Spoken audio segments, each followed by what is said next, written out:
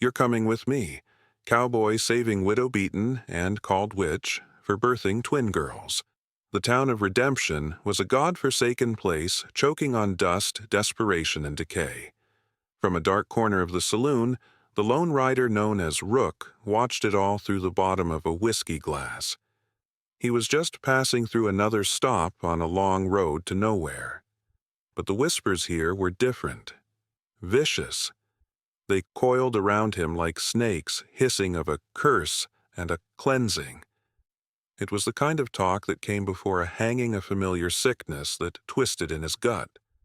It reminded him of a ghost he could never outrun a promise he'd failed to keep. He told himself to finish his drink and ride on. This wasn't his fight. But then a single word cut through the noise, sharp and hateful witch. He slammed the glass down. Some things a man can't just ride away from. He didn't know it yet, but this town's reckoning had arrived and he was about to walk right into the heart of it. The town of Redemption was a god-forsaken place, choking on dust, desperation, and decay. Heat shimmered off the cracked earth of the main street, a single sad artery through a dying body. Buildings slumped against each other for support, their wooden faces bleached bone-white by a relentless sun. Hope was a foreign currency here, long since spent. From a dark corner of the saloon, the lone rider known as Rook watched it all through the bottom of a whiskey glass. He was just passing through another stop on a long road to nowhere. The whiskey was cheap, burning a familiar trail down his throat. It did little to wash away the taste of the road or the grit of the past. He watched the men at the bar faces like worn leather eyes holding a permanent squint against the glare of their own miserable lives. They drank not for pleasure, but for oblivion. But the whispers here were different. Vicious. They coiled around him like snakes hissing of a curse and a cleansing. It was the kind of talk that came before a hanging of familiar sickness that twisted in his gut. It reminded him of a ghost he could never outrun a promise he'd failed to keep. A flash of memory, sharp as a shard of glass, a smaller hand slipping from his own. He pushed the image down, drowning it with another swallow of whiskey. He told himself to finish his drink and ride on. This wasn't his fight. The bartender, a man whose shoulders were permanently stooped as if carrying the weight of the town's sins, shuffled over to his table. Another, he grunted, not quite meeting Rook's eyes. "What's the trouble in this town?" Rook's voice was low, raspy from disuse. The bartender flinched his gaze, darting towards the other patrons. "Just town business," he mumbled, wiping a clean spot on the grimy table with a dirtier rag. "Best not to meddle. The curse they're whispering about. Sounds like meddling's already been done." The man leaned in closer, his voice dropping to a conspiratorial whisper that reeked of stale beer and fear. "It's the Miller girl. Anna. Gave birth a few days back." He paused, as if the words themselves were dangerous. Twins. Rook's expression didn't change, but a cold stillness settled over him. He'd seen this brand of fear before. The fear of anything different, anything that didn't fit their small, hard world. It was the kind of fear that grew teeth. 2 mouths to feed is a hardship, not a curse. Rook stated, his eyes fixed on the bartenders. Not just any twins, the bartender hissed, finally looking up. His eyes were wide with a genuine, terrifying belief. 2 girls. An unnatural thing. A bad omen. Deacon Blackwood says it's a sign. Says the drought, the sickness. It's all her fault. A witch's taint. The name Deacon Blackwood hung in the air, heavy and foul. Rook had seen men like him before, too. Men who fed on fear like vultures on a carcass growing fat while everyone else starved. Suddenly, a single word cut through the saloon's low murmur, sharp and hateful from a man at the bar witch. Heads turned. A few men nodded in grim agreement. The poison was spreading. Rook slammed the empty glass down on the table. The sound cracked through the saloon like a gunshot, silencing the whispers for a heartbeat. The bartender scurried away. Some things a man can't just ride away from. He stood up, his tall frame unfolding from the shadows. Every eye was on him now, the stranger who dared to interrupt their sacred misery. He tossed a coin onto the table, more than enough to cover the drink. As he turned towards the swinging doors, the low murmur outside began to change. It wasn't just whispers anymore. It was a chant, a low, rhythmic pulse of hatred growing louder, a sound that promised violence. He didn't know it yet, but this town's reckoning had arrived and he was about to walk right into the heart of it. Rook pushed through the saloon's swinging doors and the world outside hit him like a physical blow. The low, hateful chant he'd heard from inside was now a full-throated roar. It was the sound of a beast with many heads, all of them screaming for blood. The sun was a merciless hammer in the sky, beating down on the town square, which had become a makeshift amphitheater for this grim spectacle. A sea of faces twisted by fear, and a righteous fury surrounded a thick wooden post driven into the center of the square, and tied to it was the reason for their madness. Anna. She was younger than he'd imagined. Her hair, the color of sun-scorched wheat, was matted with sweat and dirt. Her simple dress was torn at the shoulder, but it was her eyes that held him. They weren't wild with terror as he'd expected.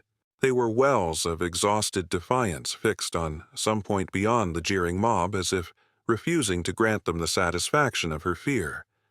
A deep, primal anger, cold and sharp, pierced through Rook's carefully constructed apathy. He saw the ghost again, the small hand, the broken promise, and this time he didn't push it away.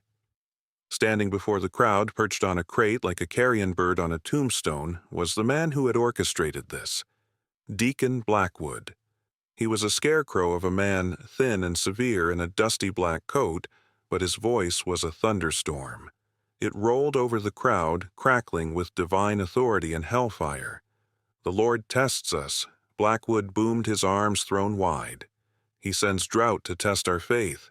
He sends sickness to test our devotion, and he sends monsters to test our resolve. His bony fingers stabbed the air, pointing directly at Anna. A woman in the crowd shrieked. She cursed well, it's been dry for a month. My boy's got the fever since she birthed them things, a man bellowed. The accusations rained down, each one a stone cast. The mob surged a wave, threatening to break over the lone figure at its center. Rook began to move. He didn't push or shove. He simply walked, a silent, inexorable presence, and the crowd parted before him like water around a stone. They were too consumed by the deacon's sermon to pay him much mind, but they felt his passage a cold draught in the oppressive heat. This woman has lain with darkness. Blackwood thundered, his voice reaching a fever pitch. She has opened a gate and invited evil into our homes, and the proof of her sin is the unnatural fruit of her womb. Rook stopped at the edge of the inner circle, his boots silent in the dust. The deacon hadn't seen him yet. His back was to him, his full attention on his flock. And so we shall answer with holy fire. We will offer this sacrifice to cleanse our town. We will burn out the witch's taint and restore redemption to the Lord's grace. He raised a lit torch, its flames licking at the dry air. The crowd roared its approval. This was it. The moment the sickness would consume itself. "What's her crime, preacher?" The voice was not loud, but it cut through the roar like a razor. It was calm, cold, and utterly devoid of the mob's fever. Every head turned. The roar died into a collective, stunned silence. Deacon Blackwood froze, his arms still raised.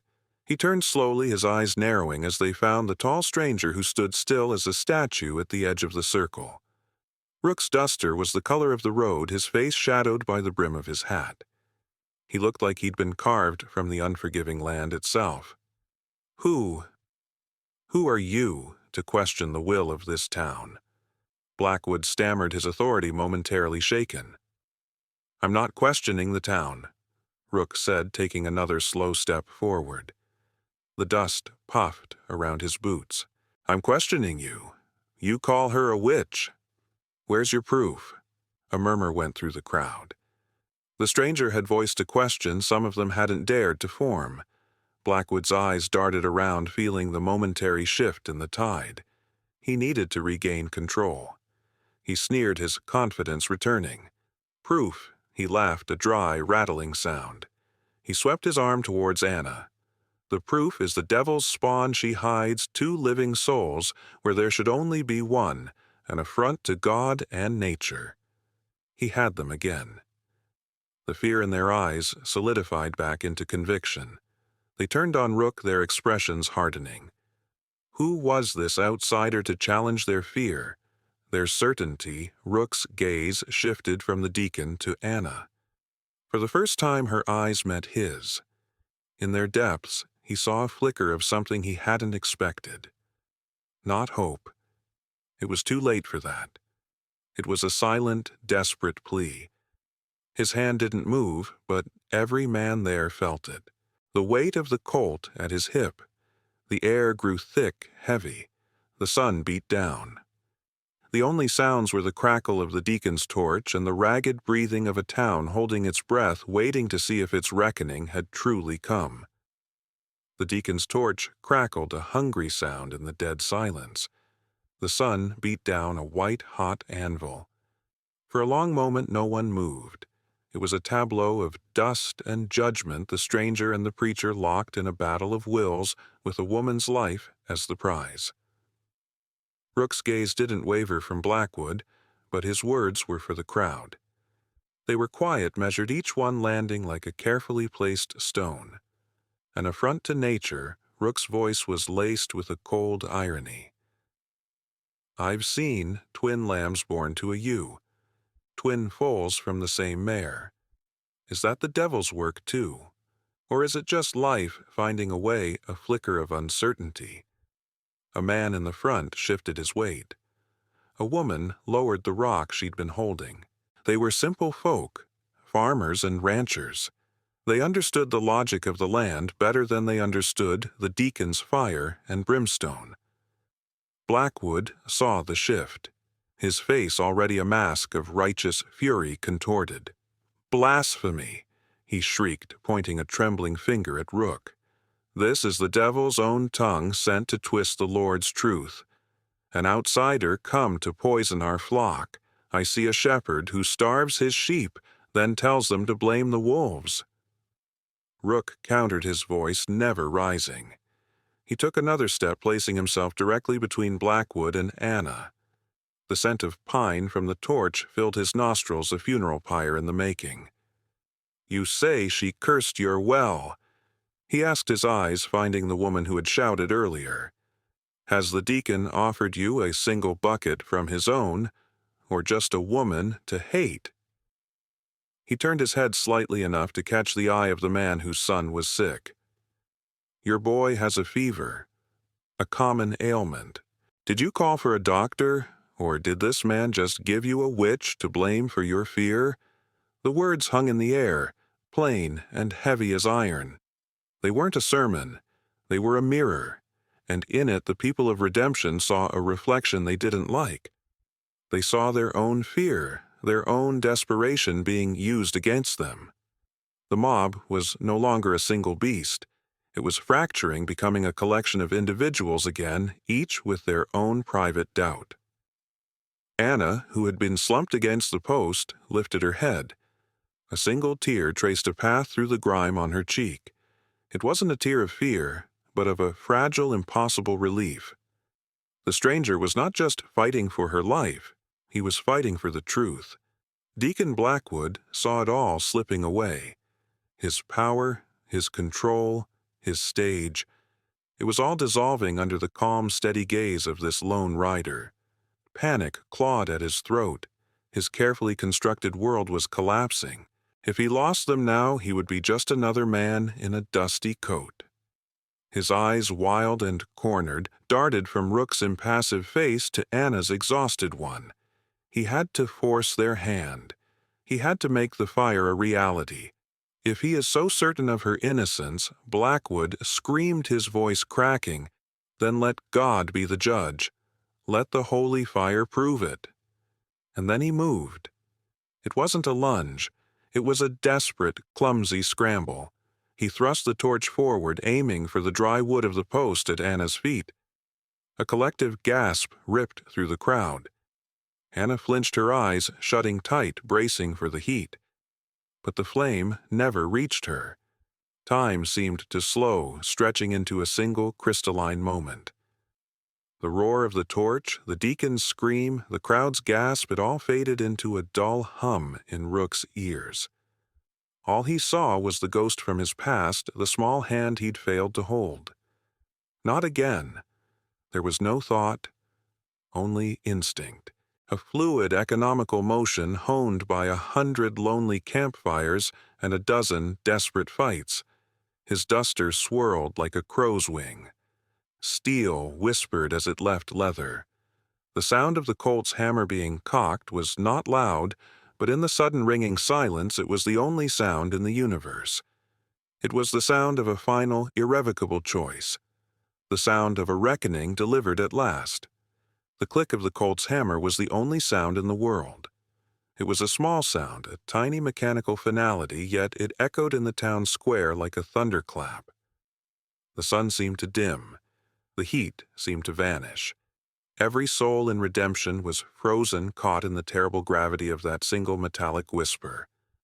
Deacon Blackwood stood paralyzed, his arm still outstretched, the torch trembling in his grip. His face, moments before a mask of divine fury, had collapsed into a canvas of pure, primal terror. The fire in his eyes was gone, replaced by the reflection of the dark, unblinking eye of the barrel of Rook's gun. He was no longer a preacher, a leader, a shepherd. He was just a man, inches from his own end. The crowd held its breath, a collective lungful of dust and fear. They were no longer a mob. They were witnesses, trapped in a moment stretched thin and brittle about to shatter. Rook's arm was rock steady. His eyes, cold and focused, were fixed on his target. But his target was not the man. It was the fire. He saw the ghost again, the small lost hand, the promise broken by a bullet meant for someone else. Never again. The Colt bucked in his hand. Flame and thunder erupted in the silence. The shot was not aimed at Blackwood's heart or his head. It was an act of impossible surgical precision. The bullet, faster than sight, struck the wooden shaft of the torch just below the deacon's hand. The torch exploded in a shower of splinters and embers. It flew from Blackwood's grasp, tumbling through the air like a fallen star before landing in a patch of dry brush near the edge of the square. A small, hungry flame immediately began to lick at the dead grass. Chaos erupted. The spell was broken. The crowd screamed, scrambling backward, away from the gunshot, away from the spreading fire, away from the terrible calm of the man who held the smoking gun. Blackwood shrieked and fell backward off his crate, landing in a heap of black cloth and pathetic terror. This was the moment. Rook didn't spare the deacon another glance. He moved with a fluid grace that belied his size, the Colt returning to its holster as he drew a long, sharp hunting knife from his belt. In 3 long strides he was at the post. He was before Anna. He didn't speak. He simply worked his powerful hands, slicing through the thick ropes that bound her wrists. The fibers parted with a satisfying rasp. Anna gasped as blood rushed back into her numb hands, and her legs, weak from standing so long, buckled beneath her. Rook caught her his arm, wrapping around her waist, steadying her. He was close enough now to see the exhaustion etched into every line of her face, the deep bruises on her arms. "We're leaving?" he said, his voice a low rumble meant only for her. She looked up at him, her eyes wide with a dawning, disbelieving hope. But her first thought was not for herself. Her voice was a dry, cracked whisper. "My girls." She breathed, her hand weakly clutching his arm. "The babies. They're hidden. At the old tannery. The old tannery. On the far side of town." The stakes, already impossibly high, rose again.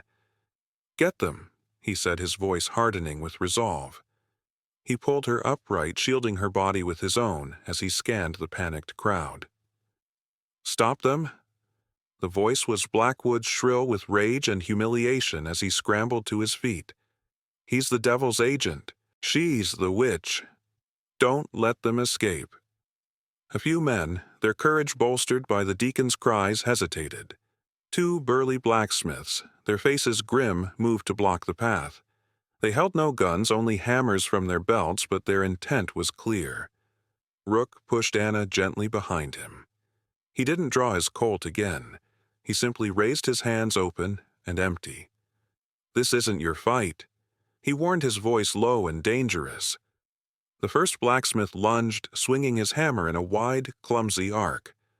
Rook sidestepped the blow with impossible ease, his hand shooting out to grab the man's wrist. He twisted. There was a sharp crack of bone and a scream of agony as the hammer clattered to the ground.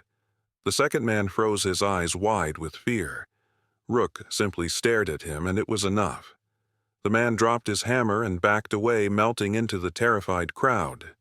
From the corner of his eye, Rook saw a subtle movement. The stoop-shouldered bartender from the saloon kicked over a rain barrel, sending a cascade of murky water rolling across the dusty ground, creating a muddy, slippery barrier between them and the growing knot of Blackwood's remaining followers.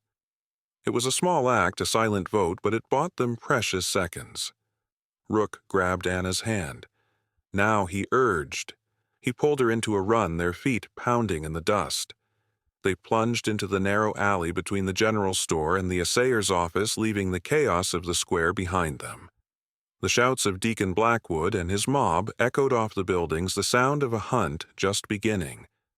They were free from the post, but they were still trapped in redemption with the wolves closing in. The alley was a throat swallowing them whole. It stank of refuse and despair. The shouts from the square faded, replaced by the frantic pounding of their own feet in the dust and the ragged sound of Anna's breathing. Rook kept a firm grip on her hand, his knuckles white. He was a navigator in this labyrinth of ruin, his eyes scanning every shadow, every crumbling doorway. He pulled her along, a shield against the world that wanted to tear her apart. The town was a different beast back here, away from the false front of the main street. Here, its bones were showing. Rotting wood, shattered glass, the ghosts of forgotten lives moldering in the narrow spaces between buildings. It was a maze built from neglect, and for now, it was their only friend. "How much further?" Rook's voice was a low growl, his breath coming in steady, controlled bursts. At the end of this lane, Anna gasped, her body trembling with exhaustion and adrenaline. "It stands alone by the creek bed.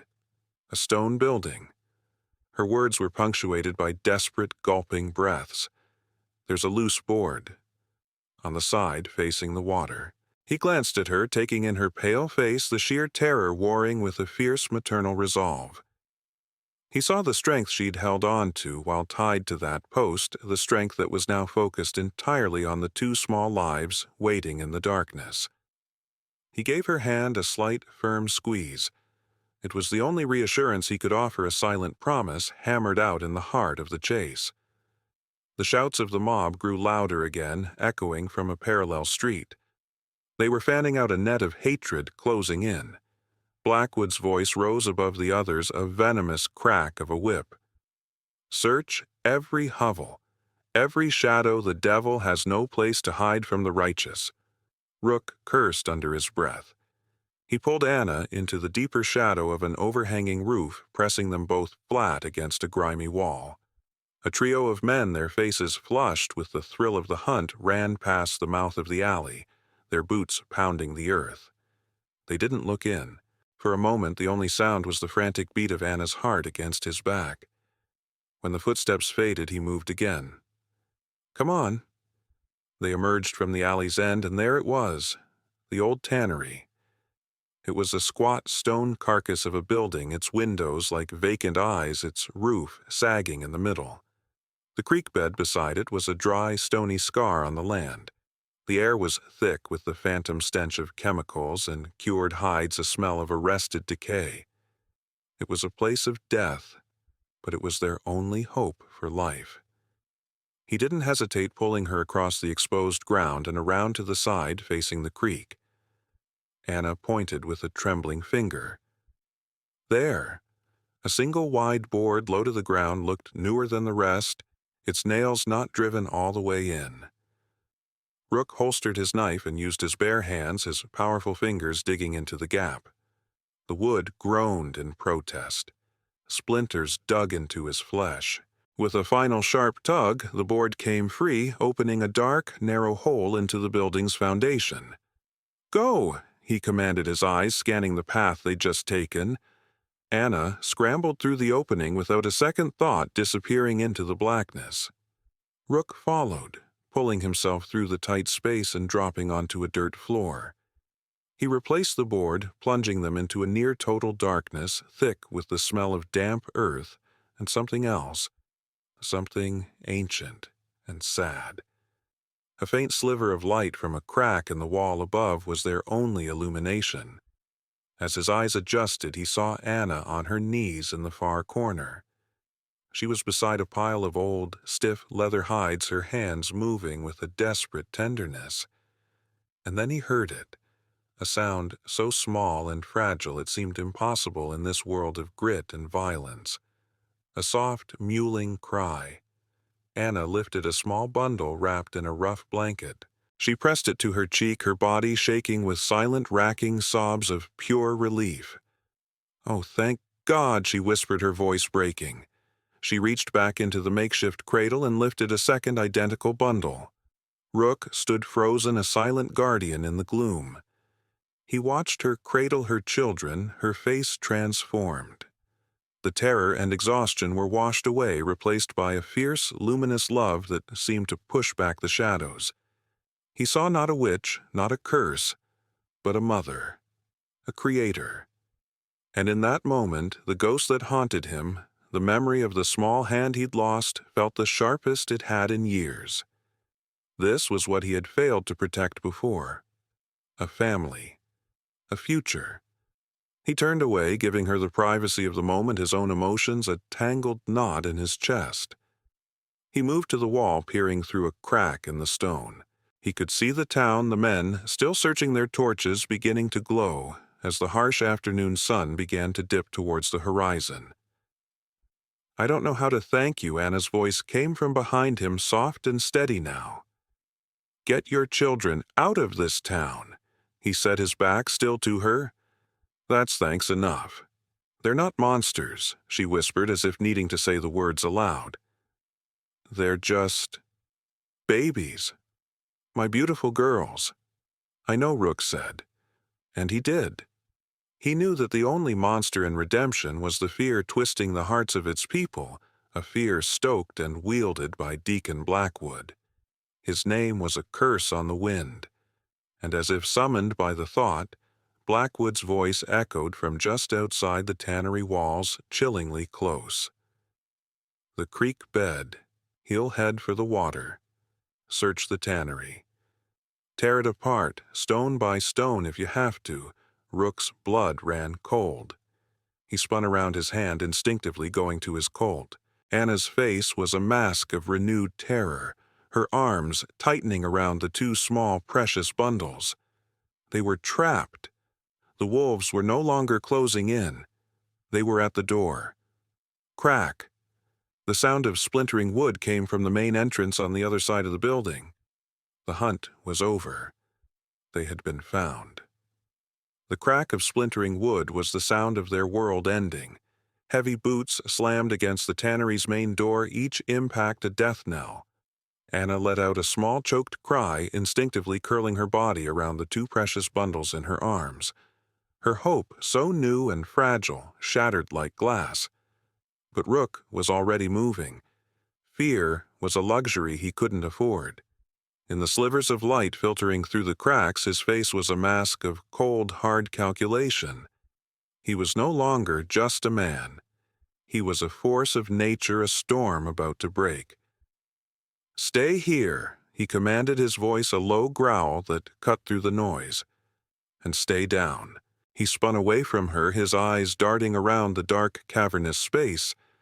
He saw what the mob did not just an empty building, but an arsenal, piles of dry, brittle leather, barrels of old tanning chemicals, their contents unknown, but their stench a potent warning.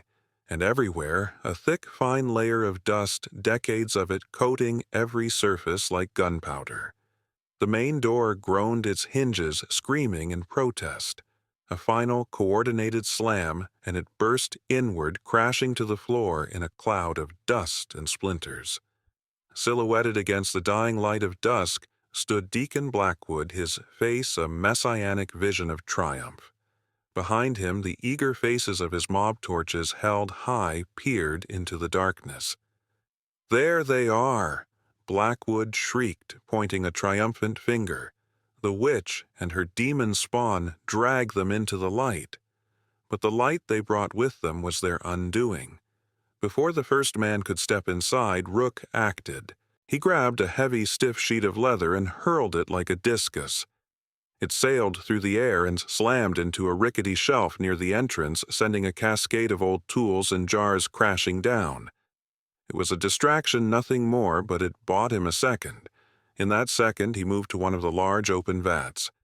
He kicked its base with all his strength. The ancient wood, already rotten, gave way.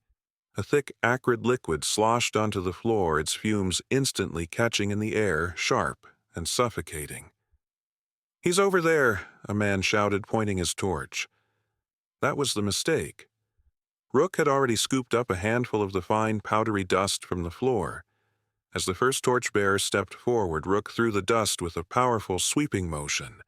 It hit the air around the torch and ignited. The effect was instantaneous and terrifying. A flashover, a roiling fireball of dust and chemical vapor erupted in the doorway with a deafening whoosh. It wasn't an explosion that destroyed, but one that consumed all the air, a wave of pure, suffocating flame. The men at the front screamed, stumbling backward, beating at their clothes and hair as the fire demon Rook had summoned engulfed them. The mob's triumphant charge dissolved into panicked, shrieking chaos. Smoke, thick and black and foul, filled the tannery. Through the pandemonium, Rook saw Blackwood, his face a comical mask of shock and horror, scrambling away from the flames he had so desperately wanted to command. Anna, now Rook, roared over the din. He ran back to her, grabbing her arm and pulling her towards the hole in the foundation. The babies, startled by the noise, began to cry, their thin wails cutting through the screams of the mob. "I can't see Anna," cried her eyes, streaming from the smoke. "You don't have to," Rook said, his voice a bedrock of calm in the inferno. "Just follow me." He pushed her towards the opening. She passed the babies through to him one by one, their small warm bodies a shocking contrast to the chaos around them. He held them for only a second, the weight of their future settling onto his soul, before passing them back to her once she was clear. He scrambled out after her, pulling the loose board back into place, just as a section of the tannery's old roof caught fire and collapsed inward with a deafening roar. They were outside under a sky bruised with the first hints of purple and indigo. The air was cool and clean. They ran stumbling along the dry creek bed away from the pillar of black smoke that was now rising from the tannery, a funeral pyre for the town's hatred. They didn't stop until the shouts faded and the glow of the fire was just a faint, angry pulse against the horizon. They found shelter in a small rocky overhang, collapsing in a heap of exhaustion and relief. Anna checked her daughters, her hands trembling as she unwrapped their blankets, her whispers a soothing balm in the sudden vast silence of the wilderness. Rook stood watch, the Colt heavy in his hand, his body a tense line of readiness. He expected pursuit. He waited for it. It came just as the first sliver of dawn bled across the eastern sky, a single figure stumbling through the rocks. It was Blackwood. His fine coat was singed, his face blackened with soot, his eyes wild with a crazed, desperate light. He held a large rock in his hand, his only weapon. "You will not escape God's judgment," he rasped, his voice a broken thing. Anna gasped, clutching the babies tighter. Rook stepped forward, placing himself between them. He didn't raise his gun. "There's no one here but us, Preacher Rook," said his voice quiet. "No mob to hide behind, no flock to impress, just you." Blackwood stared at him, his chest heaving. He saw the gun at Rook's hip. He saw the calm, unwavering certainty in the man's eyes. And in that moment, the deacon's righteous fury finally crumbled, leaving only a hollow, pathetic core of fear. He was just a man, after all. A weak man who had tried to command a fire far too great for him. The rock fell from his hand with a dull thud. He turned and stumbled away, a broken silhouette against the growing light, disappearing back towards the smoldering ruin of the town he had tried to rule. Rook watched him go, then holstered his Colt. The fight was over.